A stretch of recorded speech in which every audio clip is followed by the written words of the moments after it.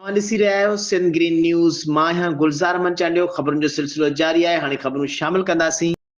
शहदादकोट खां रिपोर्ट कर रहा है गुलजार अमन चांडियो। शहदादकोट में गुज़िरियल ॾींहुं स्टेशन रोड ते हथियारबंदनि जी फायरिंग में ज़ख़्मी थियल वापारी जहांगीर कंबो मथां हमलो कंदड़ जवाबदार जी गिरफ़्तारी लाइ अमन अमान जे ख़राब सूरत ख़िलाफ़ शहर जे वापारियुनि ऐं सियासी समाजी मज़हबी तंज़ीमुनि जे अॻुवाणनि जूं रुकावटूं विझी धरणो वापारियुनि ऐं शहरनि मुतासिरा वापारी जे भाउ ग़ुलाम सरवर कंबो, ट्रांसपोर्टर यूनियन जे अॻुवाण एम अकबर बिरोही, सराफा यूनियन अॻुवाण अब्दुल सत्तार सुमरो, ट्रेड यूनियन अॻुवाण हाजी मंजूर अहमद शेख, शहरी इताद जे सदर वहाब पंद्राणी, जीएस महाज जे मरकज़ी अॻुवाण ख़ुबदार मीरजत, सिंध यूनाइटेड पार्टी जे अॻुवाण अल्लाहदाद ख़ुश्क, आसिफ मक्सी, रमीज़ तुनियो, मज़दूर अॻुवाण कामरेड उर्स सीलरो, शिया अॻुवाण हाजी खान भुट्टो, एसडीपी अॻुवाण हयात तुनियो ऐं जेईवाई अॻुवाण मोहम्मद सिद्दीक़ बिरोही, एसएनपी अॻुवाण अनवर मुग़ल ऐं सोशल वर्कर सनाउल्ला अब्बासी ऐं ज़ुल्फ़कार सीलरो, ग़ुलाम सरवर सीलरो ऐं ॿियनि कोटमुट चौक ते रुकावटूं विझी कनातूं लॻाए रोड ब्लॉक करे धरणो हयो। उन मौक़े ते अॻुवाणनि मीडिया वारनि सां ॻाल्हाईंदे चयो त केतिरे ई वक़्त खां शहदादकोट में अमन अमान जी सूरत हाल ख़राब आहे,